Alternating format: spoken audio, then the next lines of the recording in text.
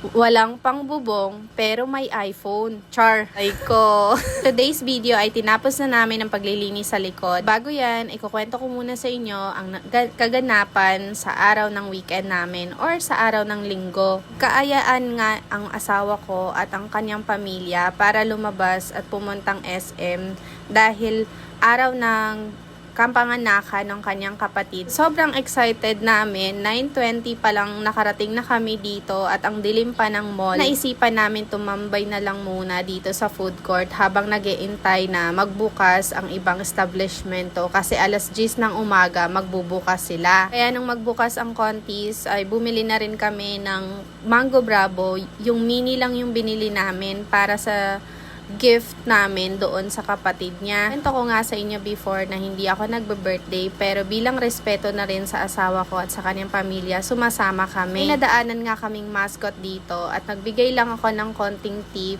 Tapos, nagpa-picture kami dyan at nakikipagkulitan yung anak ko. Di na rin nagtagal ay dumating na rin kami dito sa restaurant na napili na kainan ng aking pamilya. So, ito ay sesame seeds na dinudurog ng asawa ko. Nauna na nga silang dumating. Nag-order na sila ng pagkain at ito yung appetizer. Tawa pa nga ako habang bino-voice over or ini-edit ko to. Kasi paano ba naman sinusubuan ako ng asawa ko dyan, tas ang laki ng pagpasubo. First time ko nga tinry yung pagkain na to, na merong mozzarella cheese sa loob at sobrang satisfying niya. At masarap din siya actually. Hindi lang ako sanay sa cheese niya kasi medyo nakakabulon siya sa lalamunan. But ayun lang, nag-enjoy naman ako doon. Hindi na rin nagtagal at sinerve na rin yung mga pagkain na in-order namin. Ito na nga yung in-order ko. Tonkatsu yan, tapos may side dish na cabbage. Tapos only rice daw yan, pero hindi na ako nagpadagdag ng kanin kasi nabusog na ako. After namin kumain, at libre kasi ng ate niya. Thank you, ate!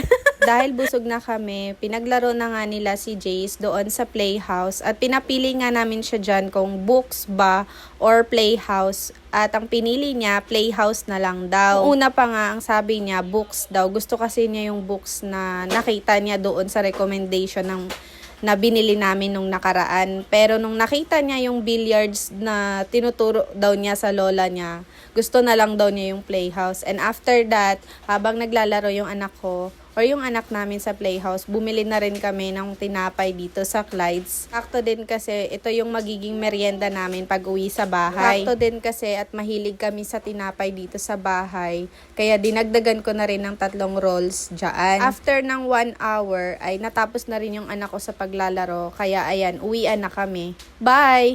De, joke lang!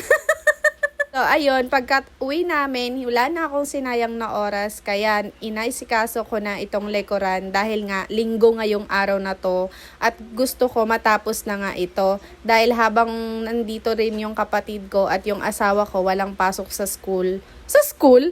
Sa work. Magpapatulong ako sa kanila sa bubungkal ng lupa at pag-ayos ng mga bato dito kasi medyo mabibigat din to kung ako lang. Medyo nagkasugat-sugat pa nga yung kamay ko dyan dahil yung isang kamay ko walang gloves pero yung isa meron. O diba ang galing-galing ko?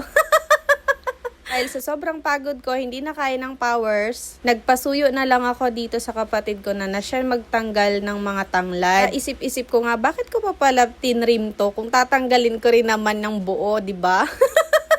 Ay nako, nakakapagod.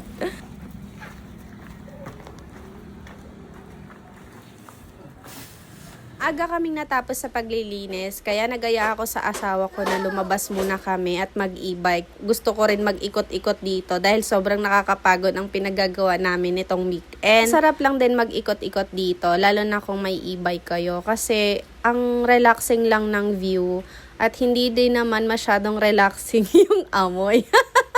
The joke lang. Tolerable naman yung amoy dyan. Wag lang yung yung harvest season kasi amoy talaga ng mga dumi ng mga hayop. Tapos may nadaanan kami ditong prutasan kaya bumili yung asawa ko ng saging.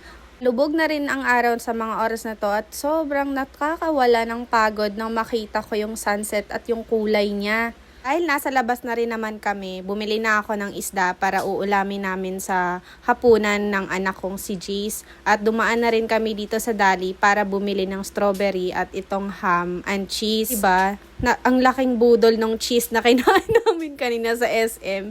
At gusto umulit ng asawa ko sa paggawa ng cheese. Hanggang dito na lang yung video na to. Thank you for watching. Bye!